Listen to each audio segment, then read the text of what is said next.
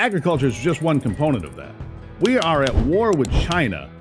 They know it, but we're too, well, that's xenophobic, Steve. No, it's point of fact. It's not xenophobic, it's point of fact. It's an interesting thing that you point out there, because of the population. You know, this whole climate change thing, another scam, paid for by China, right? This Green New Deal stuff is funded in large part by China, and Russia did some, but China's got the checkbook now. They're funding all this propaganda, your kids by way of TikTok and so forth. And we use less energy to produce more food per acre than at any time in human history. Unless the Chinese screw it up for us, which is possible because they're trying to do that. They know that if you want to control people, you control the food supply. Pretty simple. Look, they know that we're not the same people we were in 1951, for example. We were tough then. We just came out of World War II. Good morning, Steve. I'm Rich, and this is Shelley. I spent 2 years in the bowels of the Pentagon. I have a master's degree in military strategy, and I spent 2 years in one of the Air Force's leading strategy cell, and we were obviously covering all kinds of threats and mitigations for different threats, and never in my conversation in the premier strategy cell was any discussion about a fungus and Chinese nationals. Can you talk to us about what happened recently in Michigan? Sure. Well, I mean, let's be honest about this. I'm going to be straightforward about this. And thanks for having me, Rich, Shelley. Nice to see you guys. I really appreciate the invitation to be here. So, my entire life, long before it was on anybody else's radar, and I can't tell you why, except that I looked at China when I was in middle school in the 1970s and said, that's the biggest threat we face. And the reason was pretty clear. There are more Chinese on the planet than anybody else.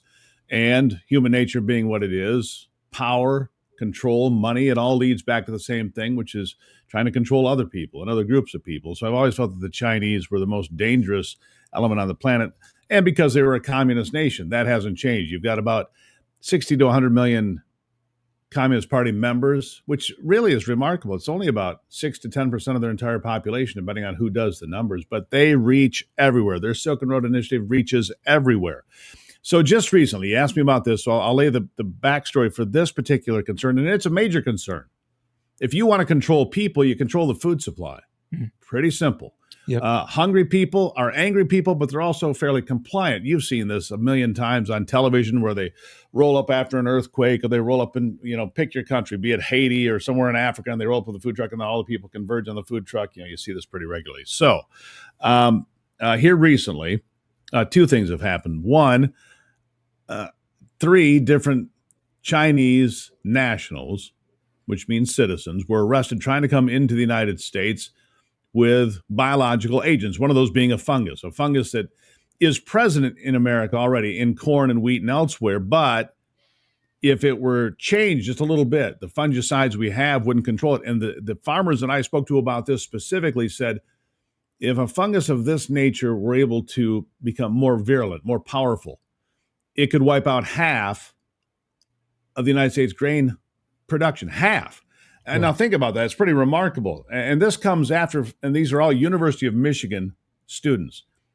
Just about a year and a half ago, 5 other University of Michigan students were arrested at a place called Camp Grayling. Camp Grayling is the largest military camp in America. I believe it's certainly the largest place for training. Every summer since I was a kid, you'd see the National Guard units streaming up I-75, headed north to Camp Grayling for training. And so there was a Taiwanese-Chinese military exercise going on, and these 5 students, and I'll use that term loosely, showed up in Grayling, Michigan, taking pictures, pretending to be journalists, but they're taking pictures of all the Taiwanese and American military preparations and exercises. It's a very dangerous thing. So the focus of what we're talking about here today, though, has to be agriculture. We've seen China reach into different places and affect agriculture. I've seen this all over the world. I've seen them involved in places like South Africa, Namibia, Argentina, and elsewhere that I've traveled. China has its fingers into everything, and China has its fingers into American agriculture deeply. Most people don't even realize how much involvement the Chinese have in American agriculture. You hear about the 400,000 acres of farmland they own. Right. And some states are saying no to that. South Dakota, Kristi Noem, when she was still governor before she moved to Secretary of Homeland Security, banned Chinese ownership of land in South Dakota. Other states following in that blueprint because it's important. Because if, for example, Chinese students come in here and their allegiance is to the Chinese Communist Party, and they bring in some pathogen, whether it's a fungus or anything else that can do damage to the American food supply, they don't have to go to your farm, guys, because they have their own farm to go to. And as you guys know, I know you haven't been in farming long, but you're obviously smart enough to know that a lot of these things get up into the jet stream. So if a contaminant of some sort gets up into the jet stream, well, now it's not your farm; it's a farm 5 miles down the road, and then 50 miles after that, and then on infinitum as it spreads and destroys the crops. This is a very dangerous situation. The Chinese are deeply involved with this. The Chinese are also involved. And I'll get to all of this today. You can ask me anything you want. Today, you said you raise livestock, right? Right. Yes, Do you have any hogs on your farm? we certainly do. Right. Well, in America today, I got to find this number here. The number of hogs living in the country today is just shy of 80 million pigs that are ready for production. It's just shy of 80 million. Of those, China owns at least 25%, maybe more. So China owns somewhere between 20 and 25 million hogs living in America today because they own Smithfield, which is one of the major meat packing companies in America. I think they bought it about 2013, 2014. Yep. So you just start to assemble all these pieces together. Okay, they own this farmland. They own the meat packing. They also own Syngenta, which is one of the major seed companies. So if they're manipulating these things in any way, for example, if you brought in a fungus that was damaging to a U.S. crops, but you had already worked on preventing it from being damaging to your own crops so that rice in America can be destroyed, but rice in China would be resistant to this new fungus. Boy, you've set the world on its ear, haven't you? You've changed the entire game because now, instead of the world being relying on America to feed itself, America's there with a bowl in its hand and its hat in its hand, begging for a handout. And what I said, if America lost 50% of its food crops, wheat, rice, corn, barley, whatever, the first people to suffer would be sub-Saharan Africa, because 25% of our exports go to sub-Saharan Africa. And those countries, the ones like I named, Namibia, Botswana, Zaire, South Africa, these countries would pay a terrible price for China attacking America, which is interesting because having spent time in Namibia and South Africa and Botswana, for example, I see the Chinese influence there already. China is already deeply invested in those places, but China has this saying, I can't say in a Mandarin, everything under the sun or everything under heaven, however you want to translate it, belongs to China. They don't just look at Taiwan as a rogue province. They look at America as a rogue province. They think that they own us. It's just a matter of time. And if we don't get our head screwed on straight, they might be right. Wow. Oh, my head's spinning right this second. I got to be honest with you. Wow, that's fantastic. We study all this, but man, you're really bringing light and thought even to a different perspective whenever you're talking about them basically making their own rice that is, can withstand Resistant. resist it. So are we prepared for such a thing? Oh God, no. We're not even close. Look, every state, including Missouri, where you guys live, I'm going to guess it's the University of Missouri. I don't know for sure, but in Michigan, it's Michigan State. In Ohio, it's Ohio State. It's Texas A&M. I'm going to guess it's University of Missouri. Every state has a land grant college. Yes. Right. Every state has a land grant college that do a tremendous amount of research in agriculture. So when you look at the actual raw numbers of the number of students that come over here from China, for example, and are involved in studying, like these students that got arrested trying to get to Ann Arbor with this fusarium fungus, they're deeply connected. They're there in the research models. Today at the National Institutes of Health, there are 1,000 Chinese nationals working at the National Institutes of Health in the United States. I can't get accurate numbers for the USDA and ag programs and so forth because, look, if they're working at Texas A&M as a grad student or University of Michigan or Michigan State or wherever they might be, they're not really being watched very closely. At least they haven't been historically so. They come here, they study this fusarium. and they develop, because look, we've done this our whole lives. We create crops that are drought resistant, pest resistant, resistant to cool temperatures. They produce, and we produce more bushels per acre and use less energy to do it every year. It's remarkable. The best crop years of the 1980s wouldn't even compare to the worst crop years today. That's how far we have come in developing great seeds, great fertilizers, great practice of regenerating the earth and doing things pretty well here in America. So if you're able to come here and study these pathogens, whatever it is, we'll focus on the fungus today because that's what they got caught with. And you start your studies in Michigan and Texas and Missouri, and then you take this information and you go back to Beijing or wherever you go in China, and you sit down and you say, okay, here's how far, because look, intellectual property is of no concern to the Chinese, never has been. They'll steal it from they'll take it from high tech, they'll take it from energy, they'll take it from agriculture, it doesn't matter. Right? They'll take it from wherever they can get it. And so if they take a pathogen and they come here and they study it and they say, okay, this is a virulent problem, this would destroy corn and wheat and beans and whatnot, and then they take it back to China. And this is what I was getting at, Shelley. And they go there and they research it and they game it out over 5-10 years, whatever it takes. And they develop a plant, rice in this case, important crop in China, and make it fungus resistant, or at least find a fungicide that will deal with that resistant strain. However you solve the equation doesn't matter, because the bottom line, the final result is China eats while America starves. And that's part of the game here. I mean, this is not a new card. This has been a card in warfare since warfare existed, which is from the beginning of time. Yeah. And if you can starve America, I mean, it's basically starving America out. But then you wonder about the other people that play into that. You know, you've got the World Health Organization, the World Economic Forum, the United Nations. I mean, it seems to me that Chinese money flows freely to all of these places. And it doesn't seem to me, I mean, there's evidence for it everywhere. And you go back to the universities. Look, these universities, Michigan State University, I'm pretty close to that campus. And whenever I'm on that campus, you see these Chinese students driving around in Maseratis, and they've got all the fancy stuff. And when they move out, they just put brand new, 75-inch flat screen TVs on the curb for whoever wants it. I mean, the money doesn't matter to them. Wow. But to these universities, it does. All of these universities have overspent. That's why you're seeing some smaller universities in this country go bankrupt right now. They've overspent. So all of these universities need that money. They're starved for Chinese money. And because of that, there's a Chinese student that's doing some studying over here that maybe they just look the other way. It really is a dangerous scenario we have set up. So bringing it home to us and our small farm, do you see small farm, local economy, rural America, like, is this a hedge towards these types of threats? Is it something that maybe offers hope?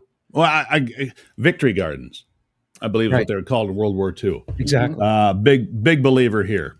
Look, I'm a chicken rancher myself. Kind of proud. That's awesome. Proud chicken rancher. I think we got 29 today.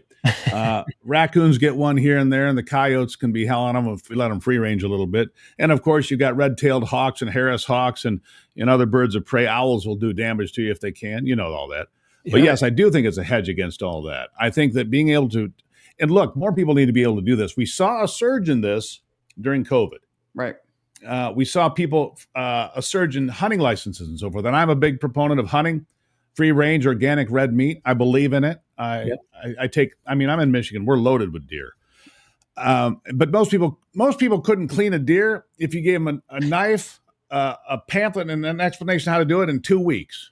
They'd be lost. It's sad that most people, where does chicken come from? Come from the grocery store. That's right. Come from the grocery store.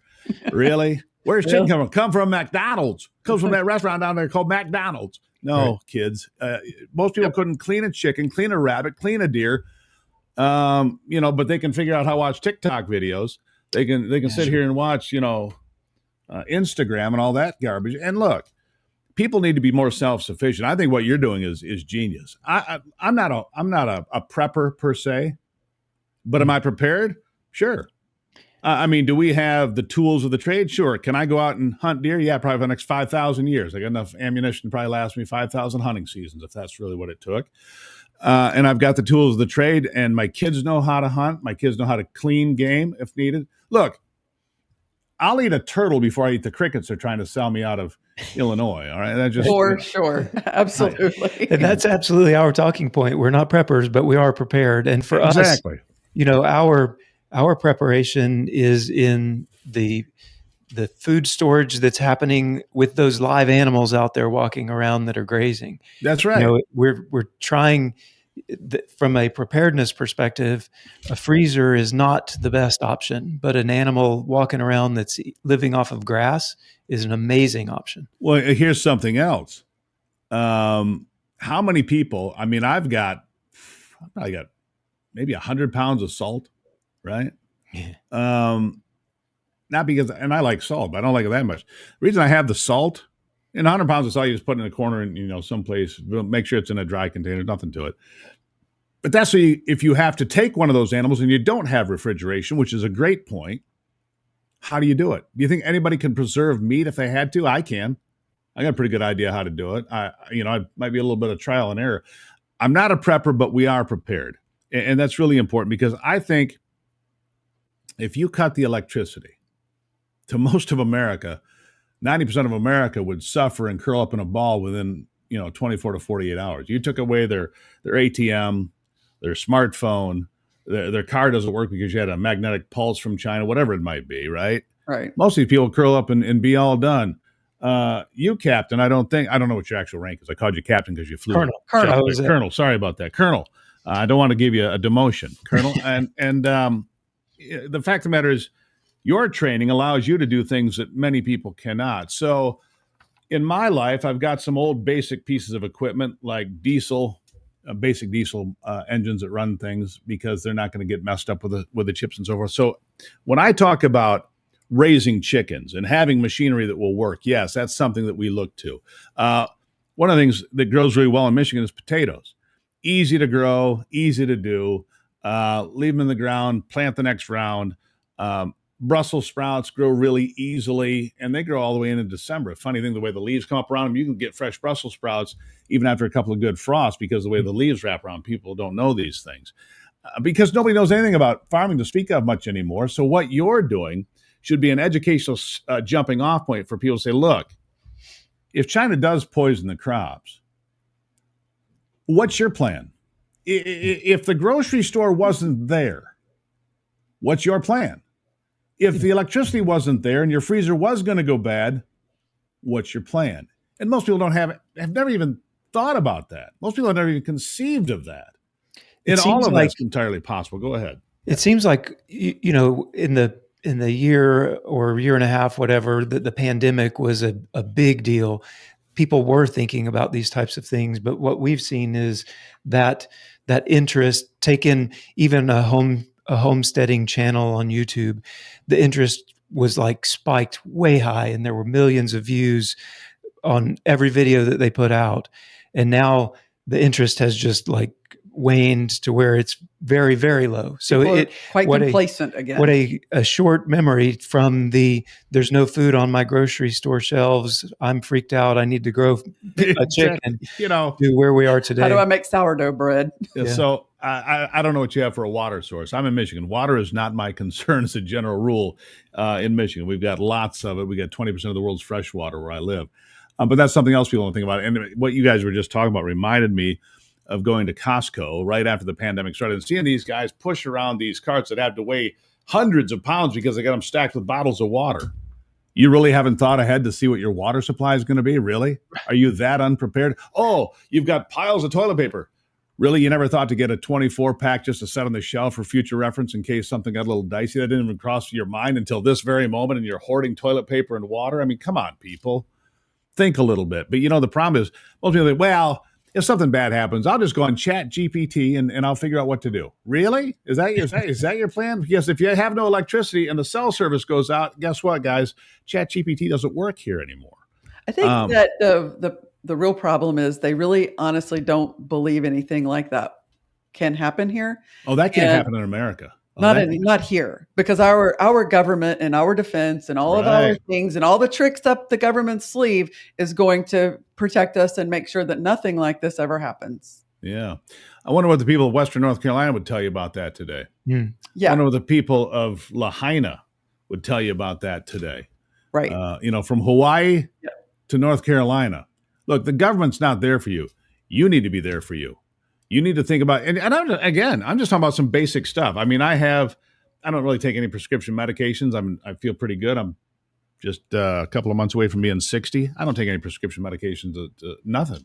Most people I know are taking pills. That's not my deal. I've looked out for myself. I try to eat smart, do the right thing, move, keep moving, use your brain. Back to ChatGPT, if you don't use your brain, you keep using that thing too much, your brain kind of turns into mush. Use it or lose it applies to your mind too, my friends. That's absolutely true. And when you think here's something to think about. Victory gardens is what they called in World War II, circling back to that. And think about, well, what will grow good where I am? Because what grows in northern Michigan is not what grows in Missouri where you are. Some of the things would be the same, but some of the things wouldn't be the same. Some things that grow easily in Michigan, apples, peaches. These are northern, and you can plant these dwarf trees, for example, that really produce, and they're not too tall, and the kids can get the apples. If you want Honeycrisp apples on a tree that's no more than about 10 feet tall, man, you can get that. Peaches grow great in this state. Blueberries grow great in this state. So there's different things that, in Missouri's agriculture is going to be, where you live is going to have special things. You're going to have corn in both places. But you also have to think about, look, corn can get devastated by the deer we were talking about. Mm-hmm. Yeah. Other crops, not so susceptible. Maybe you can grow cabbage, maybe you can grow potatoes and root vegetables because they're underground. And these are all things that everybody should think about, because I do think that China is a danger to all of us.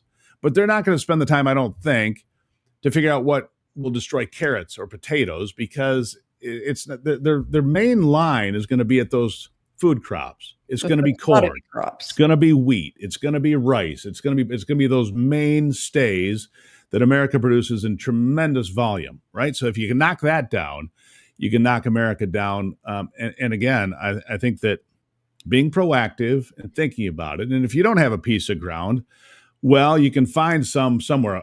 Every city of any size that I know has community gardens. At least you could do that. You can learn to canning is not high science. It's boiling water and getting a seal to happen, right? I mean, this is easy stuff. But when people don't know where meat comes from, hard to know if they can figure out. I mean, you can can meat, because that's one of the things you can do to preserve it for years, literally on the shelf. If you can take ball jars, and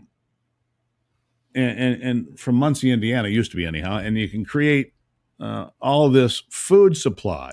And like I said, I'm not a prepper. I don't have 10,000 cans of green beans, because I think that would be weird. I do think that would be weird. But we do think about, I mean, I think if you're alive today in America and you're not thinking about the dangers of communism and intervention by other countries, if you're not situationally aware that there could be a terrorist sitting in the restaurant with you and you don't know where the exits are there, you're not paying attention. I mean, that's me. And that's not paranoid. That's being, awake and aware of what's happening in this world. I mean, are any of us going to be surprised if we woke up tomorrow morning and we heard about an attack at a football game or a concert? No.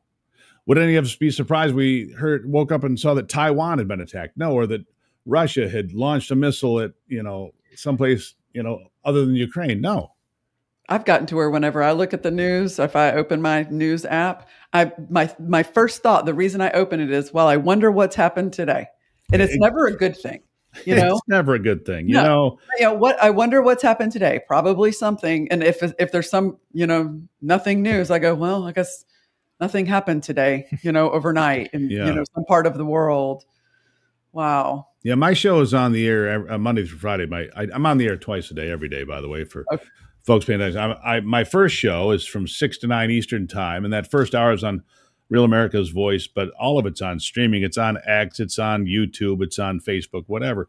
So I get up about 5. The show's usually put to bed by about 9 the night before. But I could not tell you the number of times you wake up at 5 in the morning, you look at your phone and go, well, I guess we're starting over because something big has happened, right? And one of the things that comes to mind recently was when the helicopter and the plane collided there in Washington here a few weeks back. And of course, that changed everything, because then your whole focus that day, you scrap everything you've done. And so I'm like you, Shelley. I look and see what's going on, because for me, it has direct impact immediately, and for my audience. Yeah. And look, none of these things would surprise you. And how can you live in a day and age like today and think that the internet's always going to be there, or the electricity is always going to be there? The fact of the matter is, it can happen in America. Mm-hmm. And China's trying to make it happen to America. That's why China is the number one threat. They want to do whatever it takes to knock America down. Look, China and Russia are not natural allies. They're not. Right. In fact, at some point, China will just dispose of Russia like it's trying to dispose of everything else. Russia's 150 million people, right? It's not a big country by, giant landmass, but population-wise, I think it's about 150 million. Vietnam, by the way, is 105 million and growing fast. So keep that in mind, Russia. You're going to be smaller than Vietnam before too much time passes. The point that I'm making here is China and Russia, it's a marriage of convenience. And so when China's done with using that, then they turn their focus back to the one thing they want to get rid of, which is America, which is why every day you see propaganda about people like this guy running for mayor of New York who's a communist from Uganda. I don't have the documents here, but I would bet dollars to donuts that he's getting money by way of China. You look at the funding that comes to these universities, turn the other way because they're getting money from China. You look at these big news companies, Chicken Noodle News or MSNBC or whoever else, they're getting money by way of China. When you look at the pharmaceutical industry, the number one supplier of money to broadcast is the pharmaceutical industry. Well, when 90% of your pharmaceuticals originate in China, the components originate there, where do you think that money comes from? Ultimately, it comes from China. This is not conspiracy theory stuff. It's blatantly obvious, except a lot of people are completely immune to facts. They've been vaccinated against factual reporting, and it's kind of sad. So what about policies? Do you see any policy changes that need to be made? Go back to the agriculture part with the bioterrorism coming in that could help mitigate some of this. Well, number one, I think, and I do think this, I think a lot of things that China does are overt acts of war. I think sending students in under the guise of being students and bringing in fungus, I think that it might be a minor act, but it's an act of war. And here's the real takeaway. Yes, there should be policies. Yes, we should, make it so China, so no foreign country. I can't go buy land in Mexico. I can't go buy land in China. I can lease land in Mexico for 99 years, but I cannot own it, as an example. And so, there have to be policies, but China is relentless. They are pulling an asymmetrical war on us right now. We may not understand it. We're at war with China. Agriculture is just one component of that. We are at war with China. They know it. But we're that's xenophobic, Steve. No, it's point of fact. It's not xenophobic, it's point of fact. China is coming at us with high tech, with transportation, with technology, with rare earth elements, agriculture. Pick your topic, because whatever it is, China's already there. And they're already gaming that out as to how they can control that sector. And yes, we need policies. We need to get our act together quickly. We need to ban the ownership of land in America by any foreign entity, I believe. We need to closely scrutinize any students that come here to study anything of significance to our well-being, including agriculture, maybe most importantly, agriculture, so we can feed ourselves. Look, America has fed the world for, 150 years. But that can change. When Rhodesia was Rhodesia, until about 1986 when it became Zimbabwe, that country fed almost all of sub-Saharan Africa.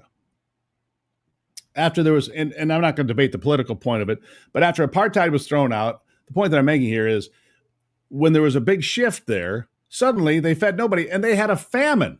By 1990, there was a famine in Zimbabwe where 5 million people were starving to death. That country went from feeding all the countries around it to starving itself. Wow.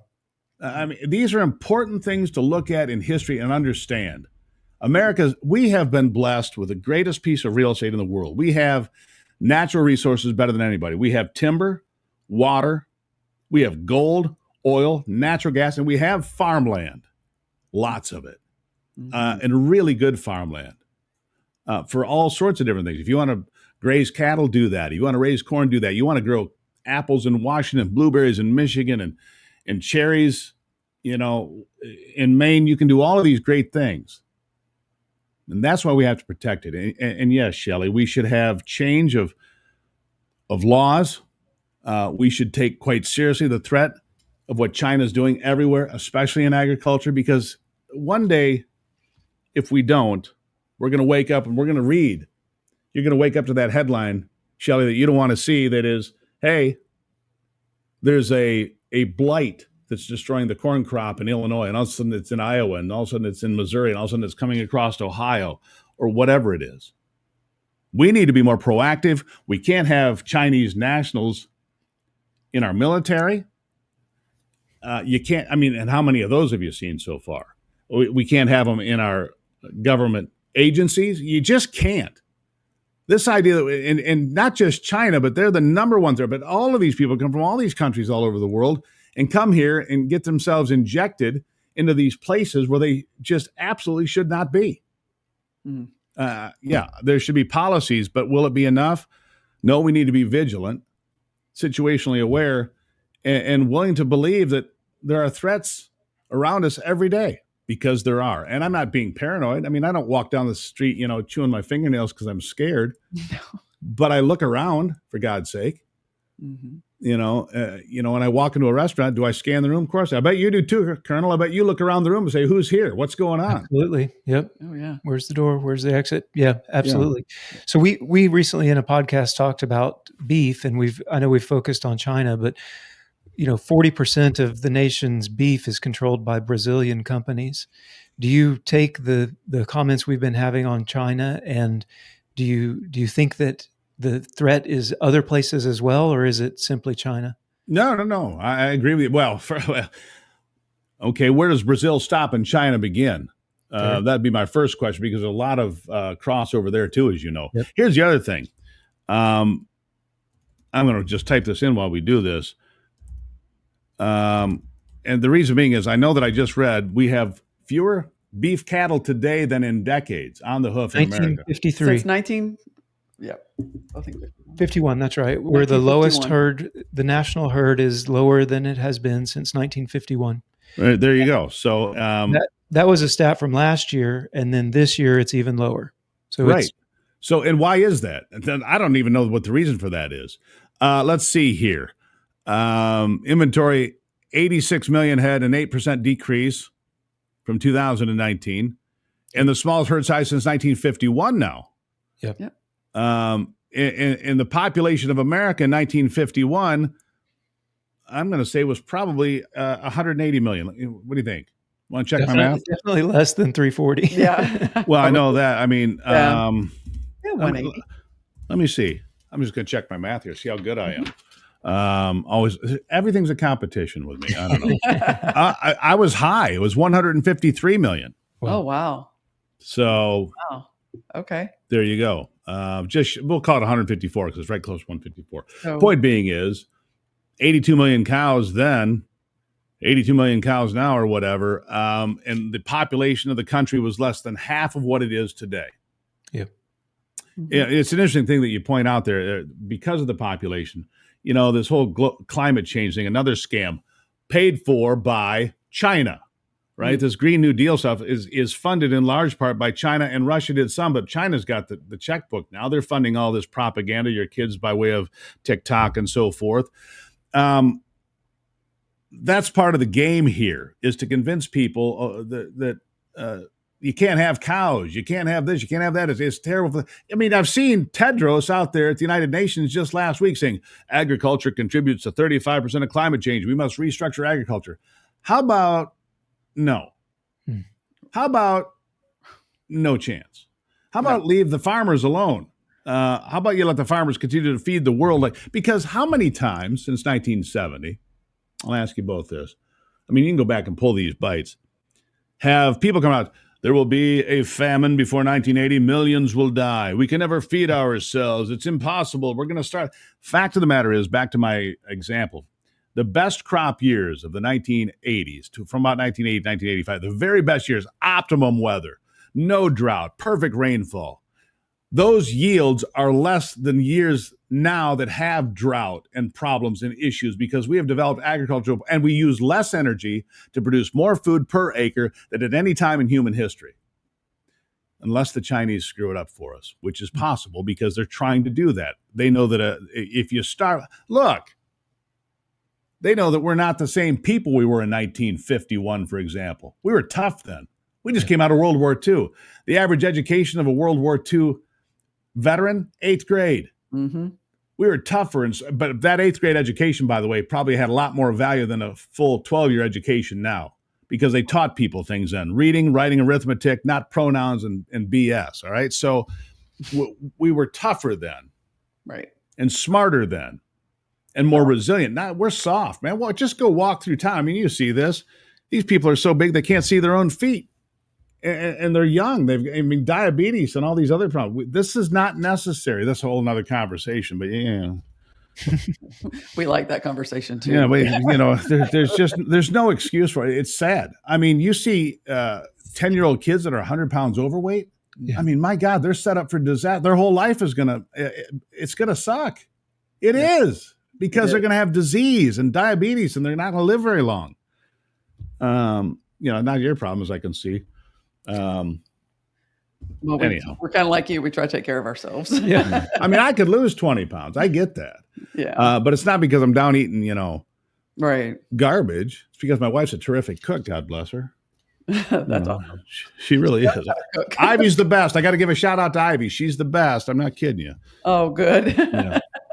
So do you have, as we wrap things up, do you have a moment in your journalism career that stands out to you?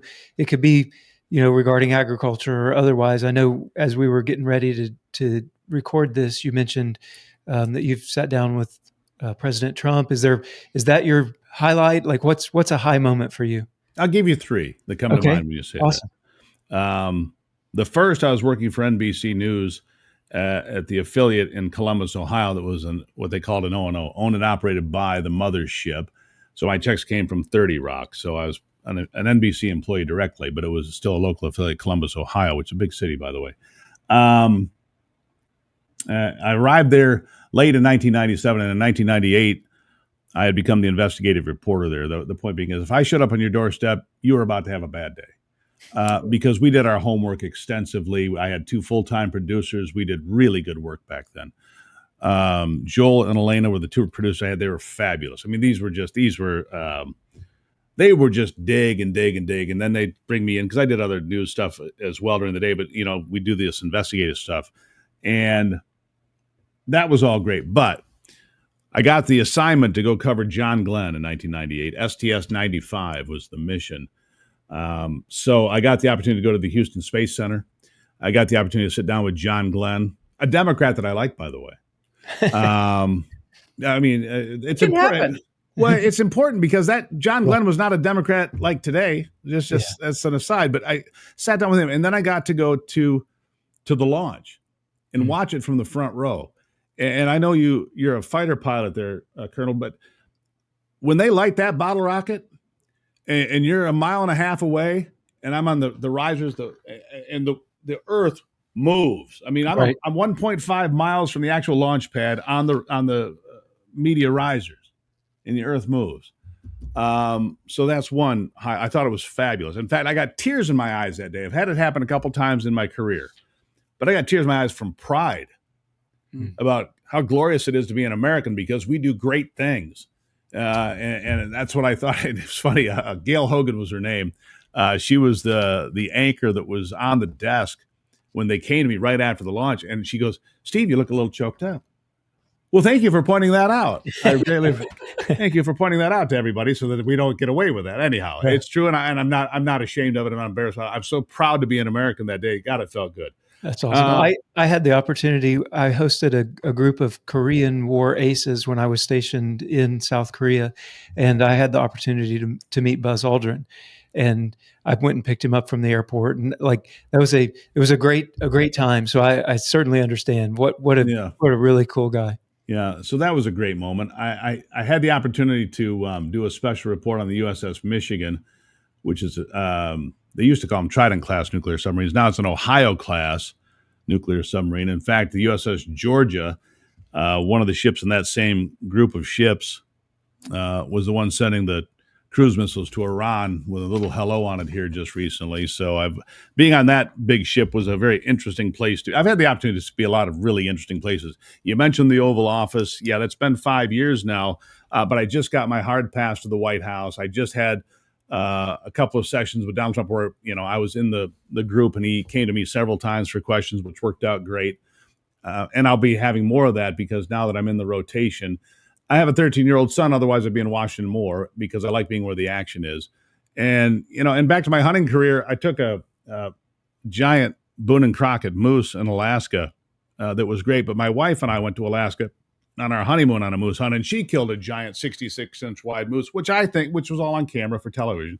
So those are different kinds of moments in a career, but they're all fabulous. All fabulous. So that's kind of, I guess, a couple of highlights. That's great. So you mentioned that you're on every day. Tell everybody exactly where we can go to find you. Well, you can always go to stevegruber.com. Great columns there every day. I've got this woman that writes for me by the name of Liberty Page. She writes some pithy things that are just fabulous, and she does Satire Saturdays. Plus, I write about things. I predicted in July of 2016 on that website that Donald Trump was going to be the next president. And people are like, you didn't predict that. I said, here's the article, July 2016. So I got that perfectly right. Anyhow, so that's a good place. But I'm in all the places. At Steve Gruber Show is most of them, be it Twitter, X, Facebook. We're on YouTube. We're on Instagram. We're on Truth Social, of course. We're on Getter. All these places you can imagine. These are all great places to go. And look, we try to tell the truth every day. People, he's a radical right-wing conservative. No, I'm a guy who grew up near a dairy farm in southern Michigan and wandered down there when I was 3 years old for my first good close-up look at a cow when I was only wearing a diaper and a smile. I've been around, because I went to Montana State to school, I've been around farmers and ranchers my whole life. I get my conservatism from a basic understanding of honesty in this world. And it's, to me, nothing I talk about is particularly radical. I believe in my family, my country. I believe in God. Come on. This is where we all come from, and that's what I believe. And if that's radical, then I can live with the label. I hear you. Yeah. Well, I'll throw an offer out to you. If you ever need a viewpoint from a former military strategist, fighter pilot, or a current regenerative farmer, we're here for you. Well, we love that. I love your whole story. 160 acres, and you just started from scratch. No crops, no anything, just an idea. I think that's great, Colonel. Yeah. I think I'm proud of both of you, Rich and Shelley. I think you guys are just doing God's work out there. I do. Thank you. It's important. Thank you. This has been a pleasure. This has been a great conversation. Very educational. Yeah, for sure. You. And eye-opening. Yeah. Like, wake up, people. Yeah, wake please. Up. Wake up. Yeah, for sure. All right. Well, thank you, Steve. Thanks for joining us. And until next time, guys. Bye, y'all. Bye, y'all.